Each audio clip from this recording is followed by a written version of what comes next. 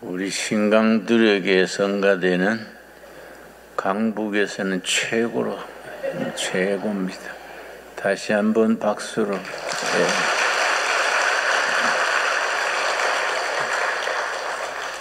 오늘은 설교 제목이 조금 특별합니다. 동방의 독수리 코리아. 설교 제목으로는 좀 특별합니다만은 오늘 본문 말씀 이사야서 46장 11절 성경에서 나온 제목입니다.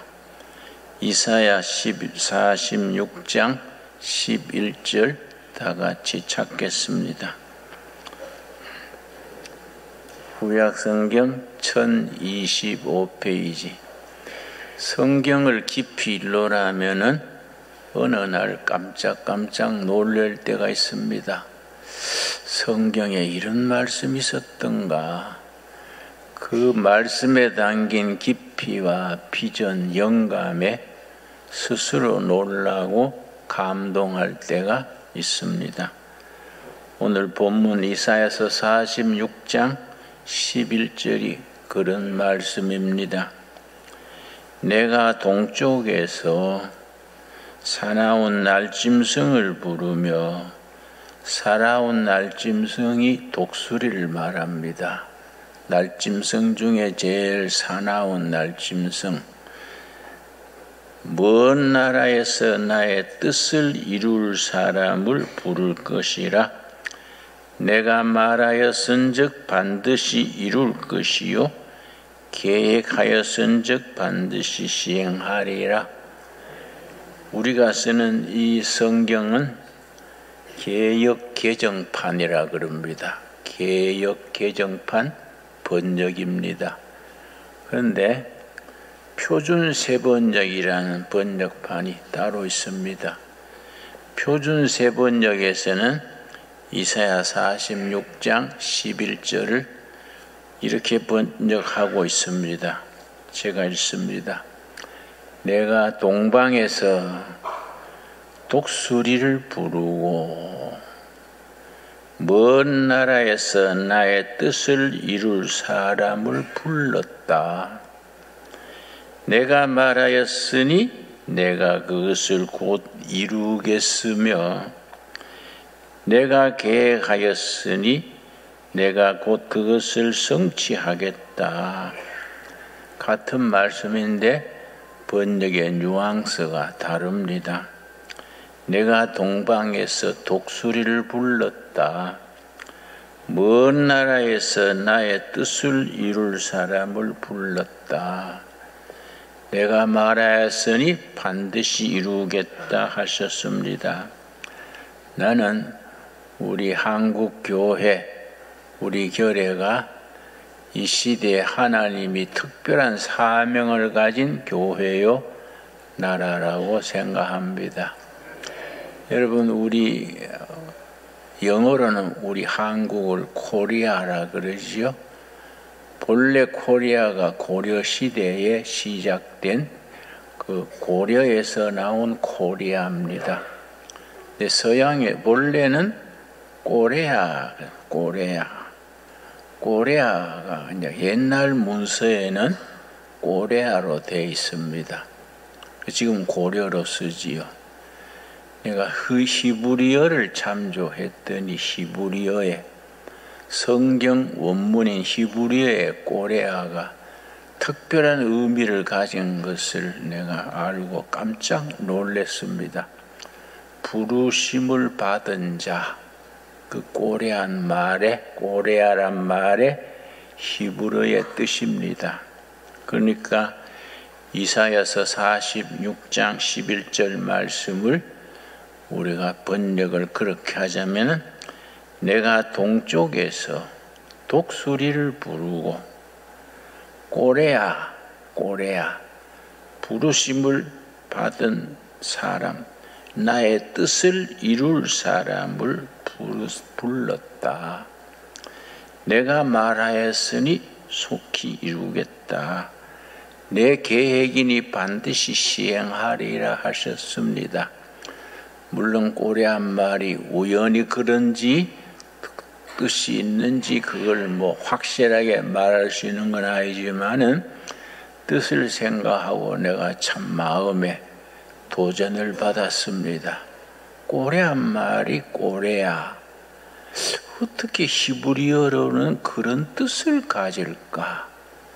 부름을 받은 자. 그래서 한국 교회는 이 시대에 교회를 위하여, 세계 교회를 위하여, 복음을 위하여 부름을 받은 교회로서의 사명을 가집니다. 왜냐? 저는 시골에서 이제 경북 청송 아주 두메산골입니다. 청송 사부시란 마을에서 이제 자랐는데 거기에서 우리 할아버지가 삼형제가 다 한 동네에 머슴 살았어요. 그래서 내가 이제 우리 집, 그러니까 머슴집이에요. 우리 조상 3대, 삼형제가 다 머슴 살았으니까. 근데 우리 머슴살이 하면서 들에서 우리 3머슴 중에 제일 막내의 끝이 우리 직계 할아버지입니다. 여름에 논에서 논을 매는데 미국 선교사가 지나가다가 여보, 젊은이 급한 일이 있수다. 잠깐 나오시오. 그러니까 미국 눈이 파란 서양 사람이 급하다니까 논 매다가 나왔어요. 예, 서양 양반 뭐이 급하시오? 그러니까 당신 예수 믿으시오. 할아버지가 좀 이렇게 성질이 괄괄했던가 봐요. 이놈의 코제이가 마 뒤질락하나? 일하는 사람을 뭐 급하다고 불러가 뭐 예수 믿으라고? 예수 믿지 말고 내 주먹을 믿어 하고 주먹을 후려치려니까 그 선교사가요. 날 치는 건 언제 쳐도 되니까 내 말 듣고 나서 날 치시오. 그러니까 이제 선교사가 논둑에 앉혀가지고 복음을 전했습니다. 당신 일에 나가면 지옥 백성이요. 당신 위에서 가는 거요. 예수 믿고 천국 가야지. 이 태양빛에 머슴살이 하면서 고생했는데 죽어가 또 지옥 가면 되겠어? 내가 당신 위에서 가는 소리인데 화부터 내지 말고 들어보라고 말을 잘했지요. 차근차근 전하니까 마음이 열려서 예수를 믿었습니다. 그 선교사가 PCUSA 미국 북장로교 소속 선교사랬습니다. 우리 집안으로는 참 고맙지요. 그 할아버지가 총각 시절에 그렇게 논둑에서 예수님 영접했기 때문에 성수주의를 하려고 주일날 교회 가야 되니까 낮에 교회 가려면 모습이 그게 안 되지요. 그 달밤에 산에 나무 2짐을 해다 놓고 주일날 교회 가고 또 모내기 할 때는 뭐 바쁘지 않습니까? 밤새 모를 심어 놓고 낮에 이제 교회 가고 그렇게 한번 믿기 시작해서 철저히 성수주의를 하고 그렇게 하니까 주인집에서 감동을 했대요. 그래서 딸하고 결혼을 시켰어요. 그러니까 지주 딸하고 머슴하고 우리 할아버지 할머니요. 그 얘기 이제 어릴 때 들었는데 참 고마운 일이지요. 그렇게 예수 믿어서 우리 집안이 신앙 가문이 된 겁니다. 그랬는데 내가 이제 여러 해 전에 미국 프린스톤에 6개월 초청받아가지고 초청 교수로 6개월간 머물렀었는데 그 기간 동안에 우리 할아버지한테 복음 선교한 PCUSA 북장로교 총회가 열리더라고요. 그래 내가 할아버지 생각도 나고 우리 집안을 참 복음을 전해준 교단의 총회니까 내가 가서 한번 견학도 하고 그래야겠다. 총회 일부러 찾아가서 견학을 했습니다. 일부러 시간 내가가지고 견학을 하는데 내가 너무 실망했어요. 그 총회 기간 동안에 동성애를 인정해야 되냐 안 해야 되냐, 동성애 목사를 안수해야 되냐 안 해야 되냐, 이걸로 싸우는 거예요. 그러다가 막 교단이 막 분열될 정도더라고요. 그래서 내가 뒷자리에서 야, 우리 할아버지 모섬한테 복음 전하던 그때 북장로회가 아니구나. 논에서 논 매는 사람 불러내가 복음 전하던 그 순수하고 열정이 있는, 영혼 구원을 위해서 안타까운 마음을 가졌던 그 시대가 아니구나. 지금 PCUSA는 그걸 떠났구나. 뭐 동성애를 뭐 목사 안수 줄 거냐 안 줄 거냐. 세계에 얼마나 문제도 많고 아픔도 많고 해야 될 일이 많은 세상인데 뭘 동성애 목사 안수할 거냐 안 할 거냐 이걸 가지고 싸우고 교단이 갈라지네 하는 건 이건 아니지. 내가 참 많이 실망했어요. 그래서 내가 참 한국 교회가 미국 교회로부터 복음을 받았으니 복음의 본질, 그걸 정체성 그래요. 아이덴티티. 이걸 우리 복음을 받은 우리 한국 교회가 딱 지키고 나가야겠다. 내가 그런 생각을 그때 했습니다. 여러분, 우리가 한국 교회가 교회 사적으로 대단히 중요합니다. 내가 이제 독일을 갔었는데요.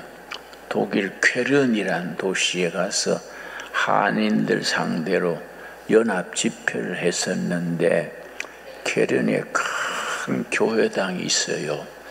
그걸 짓는데 뭐 230년 걸렸다는 겁니다. 근데 뭐 아주 문화재 중에 문화재예요. 근데 가보니까 주일 예배 시간에 그 좌석이 한 2,000석 되는 웅장한 교회당인데 주일날 예배 보는 사람이 30명이 안 돼요. 할머니, 할아버지 예배 보다가 절반은 졸고 절반은 이제 축도 마치면 일어서서 가는데 완전히 교회가 쇠퇴한 거이지요. 근데 그 목사님 월급은 독일 정부에서 주는 거예요. 독일은 종교세가 있습니다. 우리 교육세가 있듯이 종교세를 걷어가지고 거기서 목사들 월급을 주니까 그 사람들은 뭐 생활 걱정은 없지요. 그런데 그 유서 깊은 그 큰 교회에 30명 노인들이 모여가지고 졸고 앉았으니 이 독일 교회가 참 메말랐구나. 그럼 마침 독일의 유명한 신학교가 투빙겐 신학교가 있습니다. 거기서 나한테 특강을 해달라 그래서 거기서 이제 신학 교수, 대학 원생 그런 사람들 수준으로 내가 현장에서 평생 일했다 하니까 뭐 간증 삼아 그렇게 특강해달라 그래서 내가 1시간 얘기를 했는데 내가 이제 쾰른에서 본 그걸 얘기한 거예요. 나는 한국 농촌에서 일하는데 농학은 발달하고 농촌은 피폐한다. 그런 말이 있습니다. 여러분, 투빙겐 신학부가 뭐 하는 겁니까? 신학은 발전하고 신학은 고고한데 교회는 황폐해가지고 2,000석 문화재급 교회에 30명이 모여서 졸고 있으면은 이게 어떻게 되는 거냐? 여러분, 무슨 신약을 어떻게 하는 거냐? 내가 터놓고 교회는 황폐해져 가는데 여러분, 골치 아프게 신학한다고 해가 당신들 뭐 하는 거냐? 한번 생각을 해보자. 내가 그렇게 했더니 상당히 그 사람들이 도전을 받은 것 같아. 1시간 더 해달라 그래요.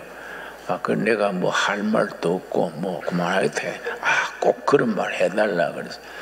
둘째 시간에 내 시골에서 송아지 안수하던 얘기, 뭐 이런 얘기, 농촌 목회 간증하던 얘기를 했더니 그 사람들이 굉장히 그게 신선한 것 같아요. 근데 그 길로 이제 독일, 아프리카, 세네갈이라는 나라가 있습니다. 세네갈에 가서 이제 흑인 목사들 대상으로 집회를 했지요. 도착하는 날 저녁에 2시간 뒤에 설교가 있대요. 내가 시차도 안 바뀌었고 준비를 해야지 이거 금방 할 수 있냐 그랬더니 아니, 아프리카 목사들 700명이 모여가지고 기다리는데 오늘 하시고 그 다음에 쉬세요. 할 수 있습니까? 그래서 내가 거의 졸다시피 하면서 농촌 목회하면서 또 빈민촌 목회하면서 이런저런 얘기를 했더니 그 사람들이요 참 잘 듣더라고요. 설교 끝난 뒤에 자기들이 왔다 갔다 하더니 한 번 더 해달래요. 내가 지금 자야지. 또 준비해가 해야지. 왜 그러냐니까 당신 설교는 다르대. 독일 박사, 영국 선교사들 설교하고는 다르대요. 뭐이 다르냐? 당신 말이 우리한테 타치가 된다. 타치. 마음에 감동을 준다는 거예요. 우리는 그런 설교를 듣기를 원하는데 몰트만이니 이렇게 불트만이니 그럼 골치 아프고 무슨 말인지도 모르고 꼭 괜히 서로 간에 너무 거리를 느낀다는 거예요.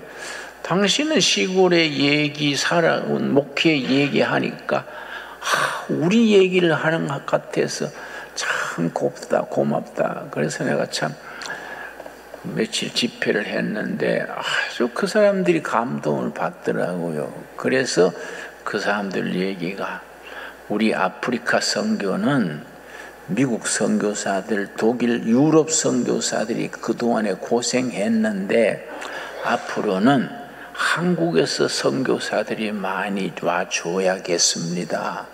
아주 그런 얘기를 하더라고요. 왜냐? 삶의 체험이 비슷한 거지요.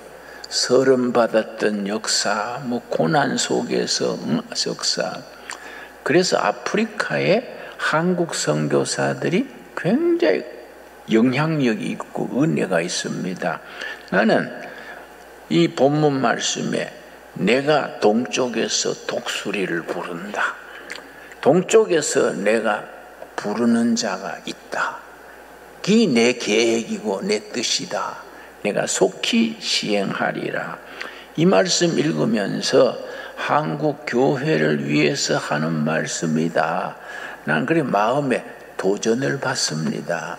그러니까 우리 한국 교회가 정신 차려야 되지요. 요즘 전도가 잘 안 된다고 개척교회 코로나 이후로 교회가 작은 교회가 한 10,000교회쯤 없어졌대요.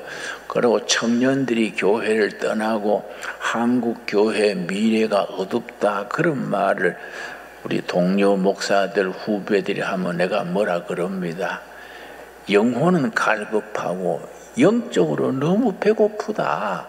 이럴 때일수록 말씀이 더 필요한데 청소년들이 지금 병들어서 우리가 12년째 청소년 자살률이 세계 1등입니다.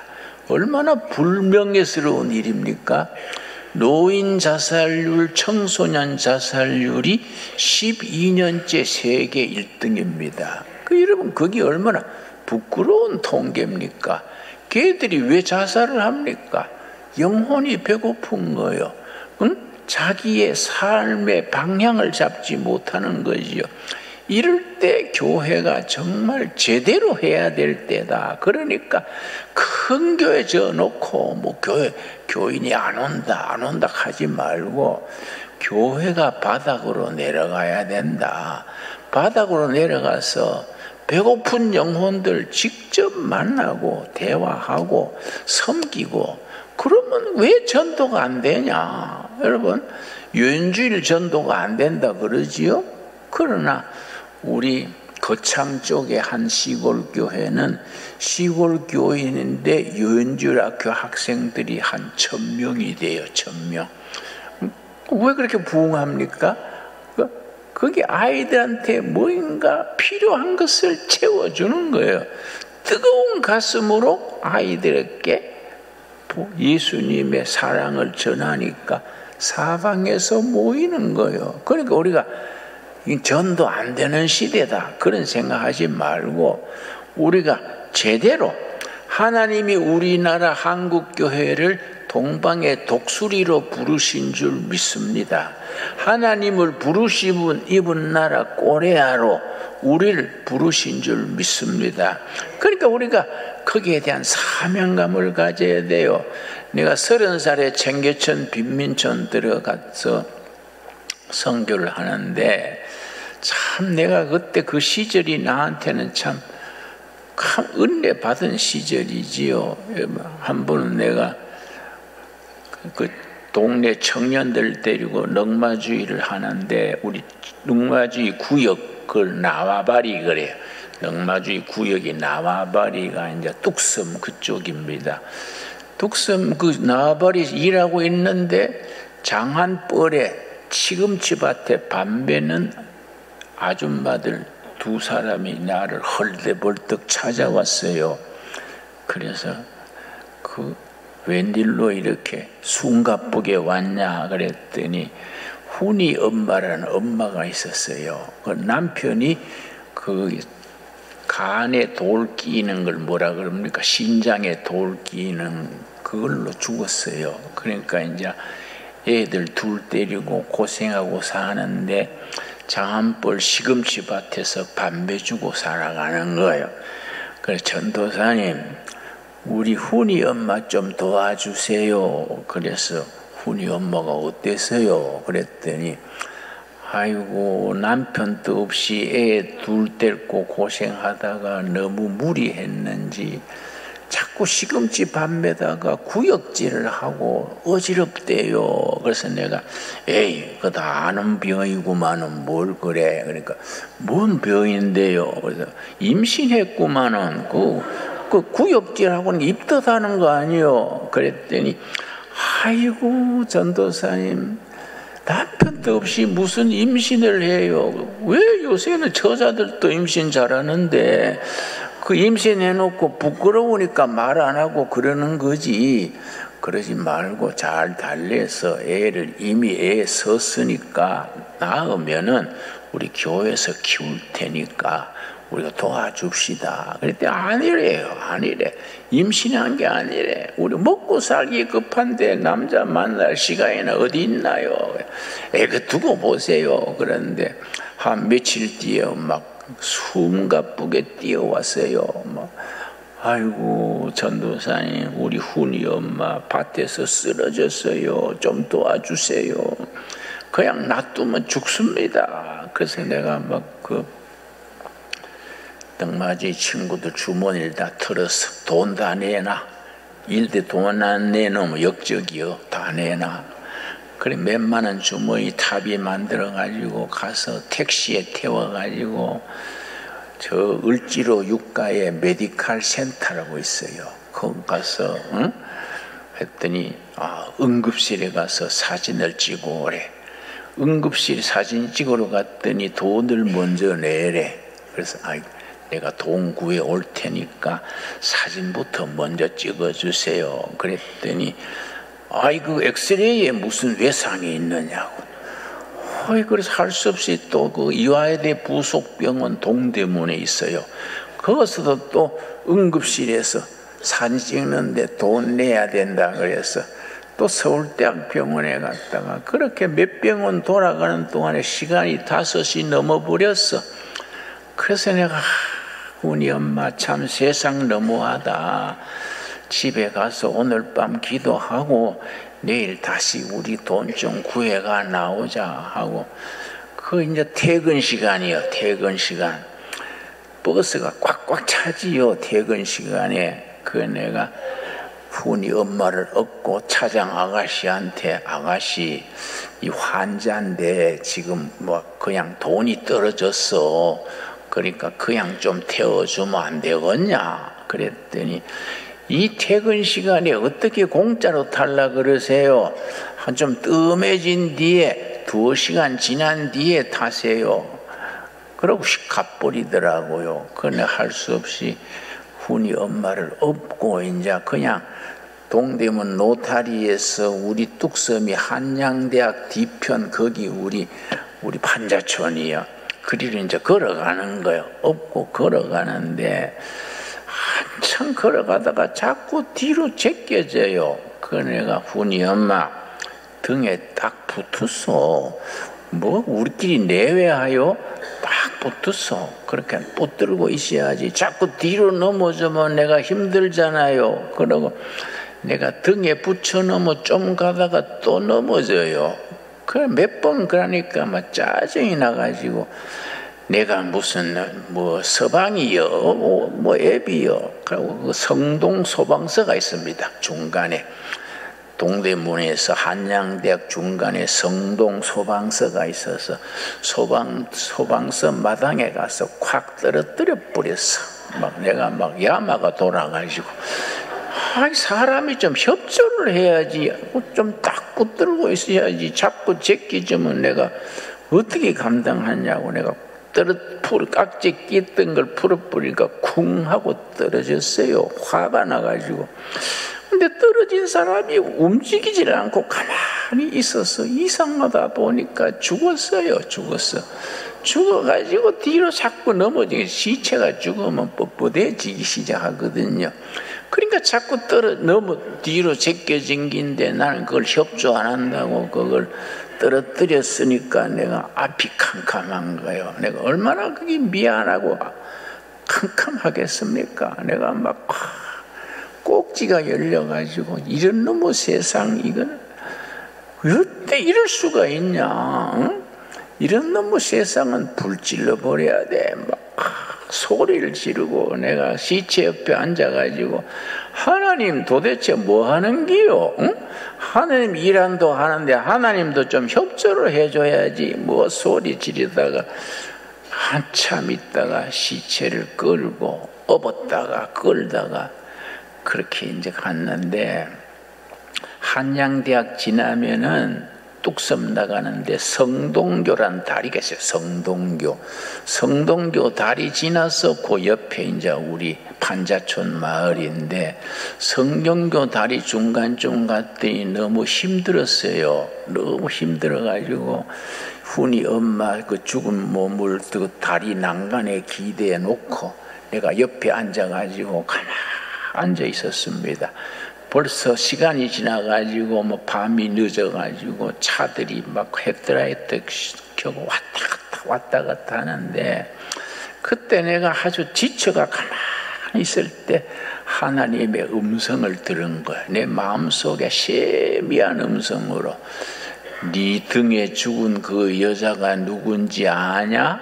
십자가에 죽은 나다. 내가 아주 너무 충격받았어. 그 훈이 엄마가 십자가에 죽은 예수님이다 이거요. 내가 너무 충격을 받아가지고 내가 시체 앞에 무릎을 꿇고 절했어요. 예수님 죄송합니다. 제가 그런 걸 모르고 홧김에 떨어뜨리고 해서 죄송합니다. 내가 얼마나 충격을 받았는지 여러분. 그래서 내가 예수님이라고 생각하고 품에 안고 거기서 얼마 안 가면 우리 판자촌이요.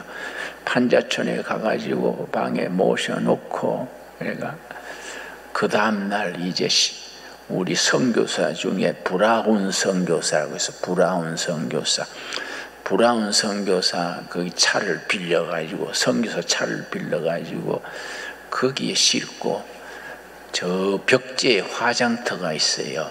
화장터에 가서 화장하고 jet봉지를 가지고, 그 뭐 묻을 데도 없으니까 한강 다리에 거기에 가서 한강 물에다가 재를 뿌리면서, 우리 엄마 이 길로 넓은 데로 가서 천국으로 가서 예수님 품에서 편안히 안식하소.